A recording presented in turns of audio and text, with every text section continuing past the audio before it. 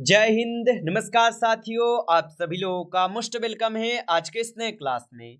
साथियों, आज के इस क्लास में हम सभी लोग जो है पढ़ने वाले हैं एसएससी जीडी एग्जाम 2026 के लिए मोस्ट इम्पोर्टेंट क्वेश्चन को, जो कि साथियों आपके एसएससी जीडी के एग्जाम में जो है साथियों ये सभी क्वेश्चन साथियों आपको देखने को मिलेंगे। तो साथियों, जिन भी साथियों का भी पेपर बाकी है और जिन भी साथियों का पेपर होने वाले हैं साथियों, ये आपके लिए साथियों ये क्लास काफ़ी इंपॉर्टेंट है, क्योंकि साथियों आपके एसएससी जीडी में साथियों जिस तरीके के क्वेश्चन आ रहे हैं, जिस पैटर्न पे साथियों क्वेश्चन आ रहे हैं, बिल्कुल साथियों उस पैटर्न का ये क्वेश्चन है साथियों, जो कि आपके एग्जाम में साथियों 100% ये सभी क्वेश्चन आपको आने वाले हैं। तो अच्छे से आप इन सभी प्रश्नों को याद कर लीजिएगा। तो चलिए क्लास को स्टार्ट करते हैं। उनसे पहले यदि आप इस चैनल पे पहली बार जुड़े हैं तो साथियों आप जो है इस चैनल को सब्सक्राइब कर लीजिए और सब्सक्राइब करके ऑल नोटिफिकेशन को ऑल पे दबा के जुड़ जाइए, जिससे कि जब भी कोई नई क्लास हो सबसे पहले क्लास का नोटिफिकेशन आपके पास जो है साथियों पहुंच सके। तो आप इस चैनल को सब्सक्राइब कर लीजिए, साथ ही साथ आप जो है इस क्लास को भी साथियों लाइक जरूर कर लेंगे। तो चलिए क्लास को स्टार्ट करते हैं और देखिएगा साथियों क्वेश्चन क्या पूछा है। साथियों क्वेश्चन पूछा है कि इलाहाबाद में कुंभ मेले का आयोजन किस राजा ने शुरू किया था। चलिए बताएंगे साथियों, ये सभी क्वेश्चन साथियों बिल्कुल इंपोर्टेंट और सिलेक्टेड क्वेश्चन है, जो कि साथियों आपको सिलेक्शन दिलाने वाला ये प्रश्न है। तो अच्छे से आप इन सभी प्रश्नों को याद करके जाइएगा और बताइए कि इलाहाबाद में कुंभ मेले का आयोजन किस राजा ने शुरू किया था। तो याद रख लेंगे साथियों, ये किए थे हर्षवर्धन। ऑप्शन ए यहाँ पे इस क्वेश्चन का सही जवाब होगा साथियों, हर्षवर्धन किए थे, याद रख लीजिएगा। चलिए अगला क्वेश्चन देखिएगा कि भारत का पहला एकीकृत अपशिष्ट प्रबंधन शहर सह शिक्षण केंद्र किस स्थान पर साथियों शुरू किया जाएगा। तो भारत का पहला एकीकृत अपशिष्ट प्रबंधन शहर सह शिक्षण केंद्र किस स्थान पर शुरू किया जाएगा। तो साथियों आप याद रखेंगे गोरखपुर में शुरू किए जाएंगे। ऑप्शन ए सही जवाब है, गोरखपुर में। अगला क्वेश्चन है कि भारत की पहली जनगणना कब हुई थी। चलिए बताएंगे साथियों कि भारत की पहली जनगणना साथियों कब हुई थी। तो भारत में पहली जनगणना 1872 में होती है। ऑप्शन डी सही जवाब है साथियों, 1872 में। अगला क्वेश्चन है कि झूमर लोक नृत्य किस राज्य से संबंधित है। चलिए बताएंगे साथियों कि झूमर लोक नृत्य किस राज्य से संबंधित होगा। तो याद रखेंगे साथियों, झूमर लोक नृत्य जो है साथियों ये आपके हरियाणा से संबंधित है। ऑप्शन ए सही जवाब है, हरियाणा से होगा। अगला क्वेश्चन देखिएगा कि फ्रांस का राष्ट्रीय पुष्प कौन सा है। चलिए बताएंगे साथियों, ये सभी क्वेश्चन साथियों काफी इंपॉर्टेंट और वीवीआई सेलेक्टेड क्वेश्चन है, जो कि साथियों आपके पेपर में ये सभी क्वेश्चन आपको देखने को मिलेगा। बताएंगे साथियों कि फ्रांस का राष्ट्रीय पुष्प कौन सा है। तो याद रखेंगे साथियों, फ्रांस का राष्ट्रीय पुष्प है लिली। ऑप्शन डी सही जवाब है, यहाँ पे लिली हो जाएंगे। अगला क्वेश्चन है कि उपनिषद निम्नलिखित विषयों पर पुस्तकें हैं। बताएंगे साथियों, और साथियों हम सभी लोग जो इस क्लास को बिल्कुल फास्ट तरीके से करेंगे, क्योंकि साथियों हम सभी लोग का एग्जाम चल रहा है आपके एसएससी जीडी का, इसलिए हम लोग कोशिश करेंगे कि कम समय में साथियों ज्यादा क्वेश्चन को डिस्कस कर पाए। ओके। और बताएंगे साथियों कि उपनिषद निम्नलिखित विषयों पर पुस्तकें हो जाएंगे। तो साथियों ये हो जाएंगे दर्शन शास्त्र पे। ऑप्शन बी कीजिएगा सही जवाब, दर्शन शास्त्र पे होगा। अगला क्वेश्चन है कि विटामिन B1 का रासायनिक नाम क्या है। चलिए बताएंगे साथियों कि विटामिन B1 का रासायनिक नाम क्या है। तो याद रखेंगे साथियों, विटामिन B1 का रासायनिक नाम जो है थायमीन हो जाएंगे। ऑप्शन ए सही जवाब है, थायमीन होगा। अगला क्वेश्चन है कि किताब उल हिंद के लेखक कौन थे। चलिए बताएंगे साथियों कि किताब उल हिंद के लेखक कौन थे। तो साथियों किताब उल हिंद के लेखक जो है साथियों अलबर्नी है। ऑप्शन डी सही जवाब है, अलबर्नी हो जाएंगे। अगला क्वेश्चन है साथियों, भारत का पहला हाइपर लूप टेस्ट ट्रैक निम्न में से साथियों किसके द्वारा जो है तैयार किया गया है। तो साथियों आप याद रख लेंगे ये तैयार किए गए हैं किसके द्वारा, तो डीआरडीओ के द्वारा की गई है। ऑप्शन बी सही जवाब है, याद रखेंगे। अगला क्वेश्चन है कि टेम्पल ट्रीज किस देश के राष्ट्रीय ध्वज, यहाँ पे राष्ट्रीय ध्वज का निवास है। चलिए बताएंगे साथियों कि टेम्पल ट्रीज किस देश के राष्ट्रीय ध्वज का निवास होगा।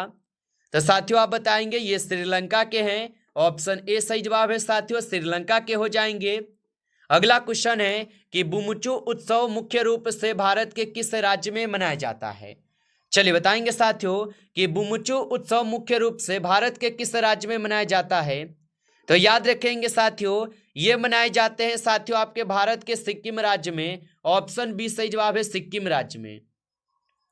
अगला क्वेश्चन है साथियों कि गुलाम का गुलाम किसे कहा जाता है। चलिए बताएंगे साथियों कि गुलाम का गुलाम किसे कहा जाता है। तो साथियों याद रख लीजिएगा, गुलाम के गुलाम कहते हैं साथियों इल्तुतमिश को। ऑप्शन सी सही जवाब है साथियों, इल्तुतमिश को कहते हैं, याद रखेंगे। अगला क्वेश्चन है कि निम्नलिखित में से कौन सा अनुच्छेद उपराष्ट्रपति के चुनाव से संबंधित है। चलिए बताएंगे साथियों कि निम्नलिखित में से कौन सा अनुच्छेद उपराष्ट्रपति के चुनाव से संबंधित है। तो साथियों आप याद रखेंगे अनुच्छेद 66 जो है साथियों ये उपराष्ट्रपति के चुनाव से संबंधित है। अगला क्वेश्चन है हेपेटाइटिस किस अंग को प्रभावित करता है। चलिए बताएंगे साथियों कि हेपेटाइटिस किस अंग को प्रभावित करता है। तो साथियों हेपेटाइटिस जो है ये यकृत को साथियों प्रभावित करते हैं। ऑप्शन बी सही जवाब है, यकृत को। अगला क्वेश्चन है कि कर्पूर मंजरी किसकी रचना है। बताएंगे साथियों कि कर्पूर मंजरी किसकी रचना है। तो याद रखेंगे साथियों ये राजशेखर की रचना है। ऑप्शन ए सही जवाब है, राजशेखर की। अगला क्वेश्चन है कि देश रत्न उपनाम से किसे जाना जाता है। बताइए साथियों, और साथियों आप लाइक नहीं किए हैं तो साथियों आप इस क्लास को एक बार ज़्यादा से ज़्यादा आप लाइक कर लेंगे। नए जुड़े हैं चैनल पे तो साथियों आप इस चैनल को भी सब्सक्राइब करके ऑल नोटिफिकेशन को ऑल पे दबा के आप जुड़ जाइए, जिससे कि जब भी कोई नई क्लास हो सबसे पहले साथियों क्लास का नोटिफिकेशन आपके पास जो है साथियों पहुंच सके। तो आप इस चैनल को सब्सक्राइब जरूर कर लीजिएगा। और बताएंगे साथियों कि देश रत्न उपनाम से साथियों किसे जाना जाता है। तो याद रखेंगे साथियों देश रत्न उपनाम से साथियों जानते हैं डॉक्टर राजेंद्र प्रसाद को। ऑप्शन बी सही जवाब है, याद रखेंगे। अगला क्वेश्चन है कि किया किस देश की कार कंपनी है। चलिए बताएंगे साथियों कि किया किस देश की कार कंपनी है। तो याद रखेंगे साथियों किया जो है ये आपके दक्षिण कोरिया के कार कंपनी है। ऑप्शन ए सही जवाब है, दक्षिण कोरिया के होगा।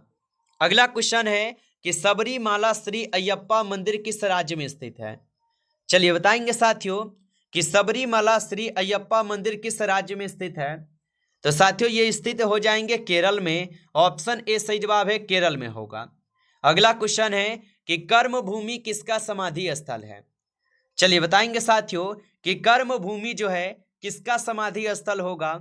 तो याद रखेंगे साथियों कर्म भूमि जो है ये शंकर दयाल शर्मा जी का क्या है, समाधि स्थल है। ऑप्शन डी सही जवाब है, शंकर दयाल शर्मा का होगा। अगला क्वेश्चन है हैबलॉक द्वीप का परिवर्तित नाम है। बताइए साथियों तो हैबलॉक द्वीप का परिवर्तित नाम क्या हो जाएंगे। तो साथियों हैबलॉक द्वीप का परिवर्तित नाम जो है साथियों स्वराज द्वीप है। ऑप्शन ए सही जवाब है, स्वराज द्वीप हो जाएंगे साथियों, याद रख लीजिएगा। चलिए अगला क्वेश्चन देखिएगा कि एक साल में लोकसभा के कम से कम जो साथियों कितने सत्र बुलाने आवश्यक है। बताइए साथियों तो एक साल में लोकसभा के कम से कम कितने सत्र बुलाने आवश्यक है। तो याद रखेंगे साथियों एक साल में 2 सत्र जो है बुलाने जाने आवश्यक होते हैं। ऑप्शन यहाँ पे बी सही जवाब है साथियों, याद रखेंगे। अगला क्वेश्चन है कि प्रसिद्ध लासोंग उत्सव किस राज्य में मनाया जाता है। चलिए बताएंगे साथियों कि प्रसिद्ध लासोंग उत्सव किस राज्य में मनाया जाता है। तो साथियों आप याद रख लेंगे ये मनाए जाते हैं साथियों आपके सिक्किम में। ऑप्शन बी सही जवाब है, सिक्किम में मनाई जाती है। अगला क्वेश्चन है साथियों एशिया की पहली प्राइवेट जल परिवहन सेवा किस राज्य में साथियों शुरू किया गया है। चलिए बताएंगे साथियों कि एशिया की पहली प्राइवेट जल परिवहन सेवा किस राज्य में शुरू किया गया है। तो साथियों ये आपके कश्मीर में शुरू किए गए हैं। ऑप्शन ए सही जवाब है, कश्मीर में हो जाएगा। अगला क्वेश्चन है कि जाकिर हुसैन किस वाद्य यंत्र से संबंधित है। चलिए बताएंगे साथियों कि जाकिर हुसैन किस वाद्य यंत्र से संबंधित है। तो याद रखेंगे साथियों ये तबला से है। ऑप्शन सी सही जवाब है साथियों, तबला से है। अगला क्वेश्चन है कि केवला देव राष्ट्रीय उद्यान किस राज्य में स्थित है। चलिए बताएंगे साथियों कि केवला देव राष्ट्रीय उद्यान किस राज्य में स्थित है। तो साथियों केवला देव राष्ट्रीय उद्यान जो है राजस्थान में स्थित है। ऑप्शन बी सही जवाब है, राजस्थान में स्थित होगा। अगला क्वेश्चन है कि बानासुर सागर बांध किस राज्य में स्थित है। चलिए बताएंगे साथियों कि बानासुर सागर बांध किस राज्य में स्थित है? तो साथियों ये केरल में स्थित है। ऑप्शन सी सही जवाब है, केरल में स्थित है। अगला क्वेश्चन है कि दिलवारा और जरगा पर्वत चोटियां किस राज्य में स्थित है? तो साथियों दिलवारा और जरगा पर्वत चोटियां किस राज्य में स्थित है? तो साथियों ये स्थित हो जाएंगे राजस्थान में। ऑप्शन ए सही जवाब है यहाँ पे साथियों, राजस्थान में स्थित है, याद रखेंगे। अगला क्वेश्चन है कि विश्व का एकमात्र तैरता हुआ डाकघर किस झील पर स्थित है? चलिए बताइए साथियों, तो विश्व का एकमात्र तैरता हुआ डाकघर किस झील पर स्थित है? तो साथियों ये स्थित है आपके डल झील पे। ऑप्शन डी कीजिएगा, सही जवाब डल झील पे है। अगला क्वेश्चन है कि राज्यसभा किस आर्टिकल से संबंधित है? चलिए बताएंगे साथियों कि राज्यसभा किस आर्टिकल से संबंधित है। तो याद रखिएगा साथियों, राज्यसभा जो है ये आर्टिकल आपके 80 से संबंधित है। ऑप्शन ए सही जवाब है, याद रखिएगा। अगला क्वेश्चन है कि खालसा किस धर्म से संबंधित है? चलिए बताएंगे साथियों कि खालसा जो है ये किस धर्म से संबंधित है। तो साथियों खालसा जो है ये सिख धर्म से संबंधित है। ऑप्शन सी सही जवाब है साथियों, सिख धर्म से संबंधित है, याद रखेंगे। अगला क्वेश्चन है कि कौन सा स्थान ब्रह्मा के मंदिर, बताइए साथियों कि कौन सा स्थान ब्रह्मा के मंदिर तथा पशुओं के मेले के लिए साथियों प्रसिद्ध है? तो याद रखेंगे साथियों यहाँ पे इस क्वेश्चन का सही जवाब जो है ऑप्शन यहाँ पे साथियों ए हो जाएंगे आपके, यहाँ पे पुष्कर हो जाएंगे। ऑप्शन ए यहाँ पे सही जवाब है। चलिए अगला क्वेश्चन देखेंगे साथियों, और क्वेश्चन क्या दिया गया है? और क्वेश्चन दिया गया साथियों कि भारत का राष्ट्रीय रेल संग्रहालय कहाँ स्थित है? चलिए बताएंगे साथियों कि भारत का राष्ट्रीय रेल संग्रहालय कहाँ पे स्थित है। तो याद रखेंगे साथियों यहाँ पे इस क्वेश्चन का सही जवाब जो है ऑप्शन यहाँ पे साथियों ए हो जाएंगे, नई दिल्ली में। ऑप्शन ए सही जवाब है साथियों, नई दिल्ली में स्थित है, याद रखिएगा। अगला क्वेश्चन है कि निम्न में से किस देश के वैज्ञानिक ने कार्बन 14 की मदद से दुनिया की पहली परमाणु हीरा बैटरी का निर्माण किया है? चलिए बताएंगे साथियों कि निम्न में से किस देश के वैज्ञानिक ने कार्बन 14 की मदद से दुनिया की पहली परमाणु हीरा बैटरी का निर्माण किया? तो साथियों आप याद रख लेंगे, इंग्लैंड हो जाएंगे। ऑप्शन सी सही जवाब है। अगला क्वेश्चन है कंपाला किस देश की राजधानी है? चलिए बताएंगे साथियों कि Kampala is the capital of beach country. तो साथियों कंपाला जो है ये किस देश की आपके राजधानी हो जाएंगे, यानी कंट्री हो जाएंगे? तो साथियों आप याद रखेंगे ये हो जाएंगे आपके साथियों युगांडा के। ऑप्शन यहाँ पे डी करेंगे, सही जवाब युगांडा के होगा। अगला क्वेश्चन है भारत के सर्वोच्च न्यायालय का वर्णन किस भाग में किया गया है? तो साथियों याद रखेंगे भारत के सर्वोच्च न्यायालय का जो वर्णन है साथियों भाग 5 में की गई है। ऑप्शन डी सही जवाब है, भाग 5 में की गई है। नमस्कार साथियों, इस क्लास में टॉप 35 क्वेश्चन थे जो कि साथियों काफी इंपॉर्टेंट और सिलेक्टेड क्वेश्चन थे। साथियों यदि आपको क्लास अच्छा लगा हो तो आप इस क्लास को लाइक कर लेंगे। नए जुड़े हैं साथियों तो आप इस चैनल को सब्सक्राइब करके ऑल नोटिफिकेशन को ऑल पे दबा के जुड़ जाइए, जिससे कि जब भी कोई नई क्लास हो सबसे पहले क्लास का नोटिफिकेशन आपके पास जो है साथियों पहुंच सके। तो आप इस चैनल को सब्सक्राइब कर लेंगे। और साथियों आप लोग ये जरूर कमेंट करके जाएंगे कि साथियों आप लोग का एग्जाम जो है कब है, ठीक है, आप लोग का एग्जाम कब है। आप लोग बस ये साथियों आप लोग कमेंट कर देंगे जिससे कि हमें पता चल जाए।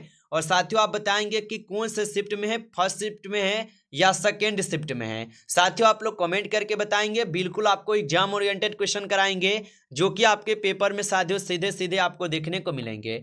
तो आप जरूर कमेंट करके बताइएगा। चलिए फिर मिलते हैं आपसे नेक्स्ट टॉपिक के साथ नेक्स्ट क्लास में। तब तक के लिए जय हिंद, जय भारत।